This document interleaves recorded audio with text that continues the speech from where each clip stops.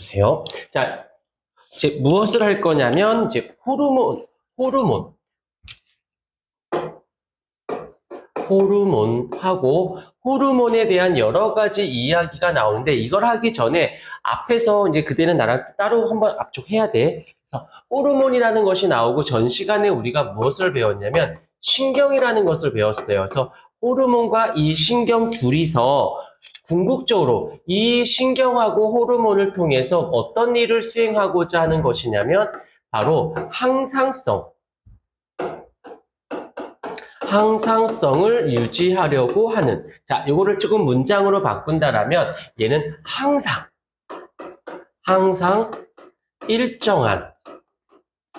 일정한 상태를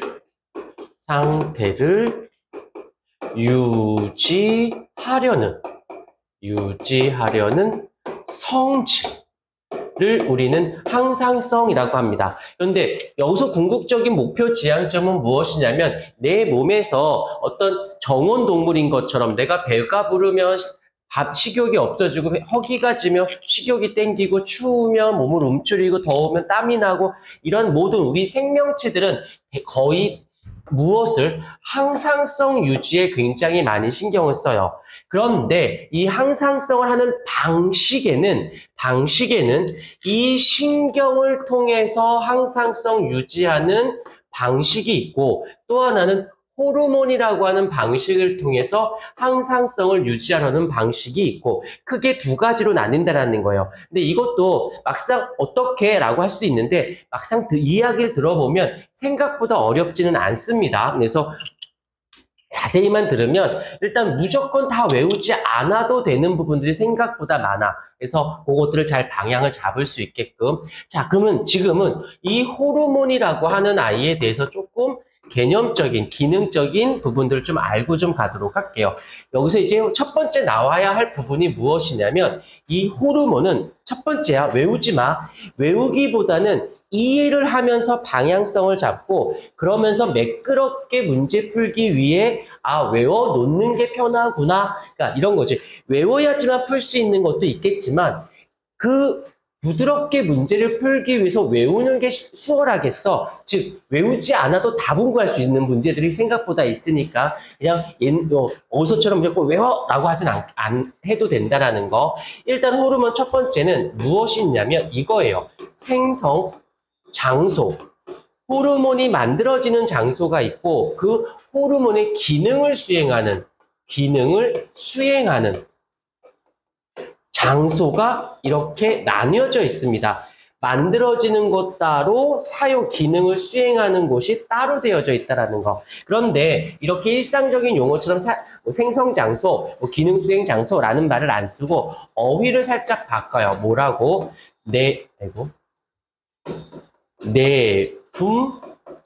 내분비샘이라는 말을 씁니다. 내분비샘이라는 것은 호르몬의 생성 장소를 말하는 거구나. 이걸 외우면 좋겠는데 안 외워도 자꾸 이렇게 문제 몇 번 풀고 하다 보면 내분비샘 때문에 문제를 푸는데 지장을 주진 않아. 대신 용어 자체를 호르몬 생성 장소 내분비샘 그러면 좀 더 문제가 부드럽게 읽히는 거지.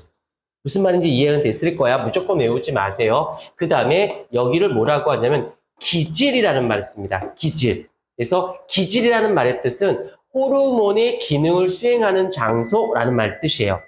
여기까지 이해가 됐지? 자, 그러면 이제 만들어졌으니까 기능을 수행하는 곳으로 보내줘야 될 거야. 보내줄 때 여러 가지 방식이 있습니다. 여러 가지 방식이 있는데 일단 이거 어떻게? 혈관으로 이동을 시켜주면 굳이 분비관을 통해서 보내주기도 하겠지만 그렇지 않고 혈관은 우리 온몸에 다 있잖아. 그러니까는 만든 다음에 어떻게 하느냐? 만든 다음에 혈관을 태워보내. 집어넣어줘, 혈관에. 그러면 혈관을 타고 지가 가다가 어디로 가? 기능을 수행하는 기질로 가서는 그 호르몬의 기능을 수행하면 되겠지. 여기까지도 이해가 됐어? 조금 끄덕여줘야 돼. 이해가 됐는지 안 됐는지. 안 됐으면 버텨. 그럼 내가 다시 설명해 줄 테니까. 그런데 문제가 되는 건 이 내분비샘에서 만든 다음에 혈관을 통해서 가는 도중 다른 색깔펜을 달리 다른 기관에 그 혈관이 지나갈 수도 있지 않을까? 그렇겠지. 그렇지. 그런데 여기서 중요한 건 이 다른 기관, 혈관으로 타고 가는 도중에 다른 기관에서는 기능을 수행하면 되겠어요? 안 되겠어요? 당연히 안 되지. 여기서만 해야지. 이해가 됐죠? 오케이. 여기서. 그래서 이 호르몬의 특징이 무엇이냐면 호르몬에 만들어진 생성 장소인 내분비샘에서 혈관으로 타고 가는 도중 다른 기관에 가서는 기능을 수행하지 않다가 여기 기능을 수행하는 장소가 어디야? 기질이거든. 이 기질에만 가서 같은 말로는 여기서 표적기관이라는 말을 쓰기도 합니다. 표적기관. 뭐 여기서 표적 세포라는 말이 나와도 똑같은 기질이라는 뜻이야. 이다 보니까 야, 어떤 호르몬은 그 기질에만 가서 기능을 수행하고 다른 데서 일을 안 하네? 라고 해서 이걸 그냥 한 단어로 묶어버립니다. 뭐라고? 기질 특이성이 있다. 기질 특이성이 있다라는 말을 써요. 이 말의 뜻은 기질에게만 가서 특이한 성질을 나타내고 다른 다른 기관에 가서는 아무 일도 안 하는 거. 그러니까 이해가 됐죠? 오케이. 먼저 기질 특이성이 이해가 됐으면 된 거야. 자, 그럼 이걸 그대로 이어가 볼게. 그대로. 이 호르몬 입장에서는 그 기질만 있으면 되는 거잖아. 여기까지 이해가 됐어? 그렇다면 이걸 조금 더 어떤 과학자가 그렇다라면 이 기질만 있다면 돼지건 소건 말이건 양이건 걔네들도 우리 다 같은 포유류니까 생김새가 다른 거지 내장기관에 있는 거의 다 똑같이 되어 있거든. 뭐 사이즈가 다르고 뭐 기능을 좀 더 더하니 덜하니 문제인 거지 똑같은 기질을 갖고 있어. 해서 어떻게 했냐면 이렇게 했어요. 다른 종의 같은 종이지 같은 종 다른 종이 아니라 같은 종인데 어떤 아이의 호르몬을 가지고 와서 다른 생명체에다가 얘 기질을 딱 해봤어요. 여기서 전제 조건은 같은 종. 여기서 같은 종이라는 건 같은 뭐 포유류를 얘기하는 거야. 그래서 뭐 간이면 간. 근데 이제 양서류나 파충류나 어류들 같은 경우는 좀 굉장히 많이 다르니까 기능이 안 되는데 같은 포유류끼리 예를 들면 뭐 돼지의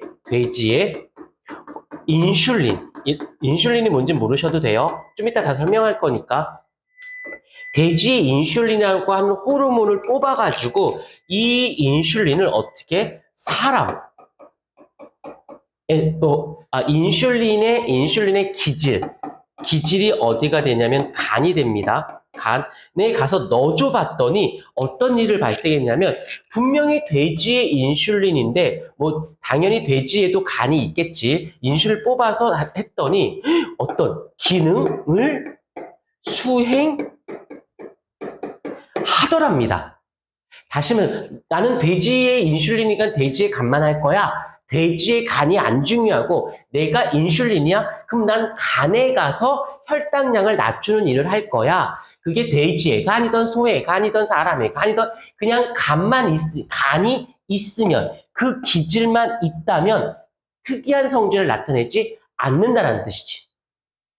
지금 1번과 2번에 부드럽게 이어가줘야 돼. 만들어지는 곳과 사용되는 곳이 다른데 그 개시 혈관 타고 가다가 다른 기관에선 일을 하지는 않지만 그 기질에만 가서 그 기질이 돼지든 소든 말이든 상관없이 같은 종에게는 어떠하다? 특이한 성질을 나타내지 않는다. 종특이성이 없다라고 얘기를 한다는 겁니다. 스토리가 좀 이어져가 독립됐다기보다 특이한 그 기질에만 가서 그 기질만 있으면 소돼지 말량을 따지지 않아요라고 한다는 거지. 이해가 됐습니까? 오케이. 일단 요거는 시험지상에서 아주 평이하면서도 어렵진 않지만 자주자주 언급하는 거기 때문에 일단 요거를 얼른 외워주십시오. 외워주세요.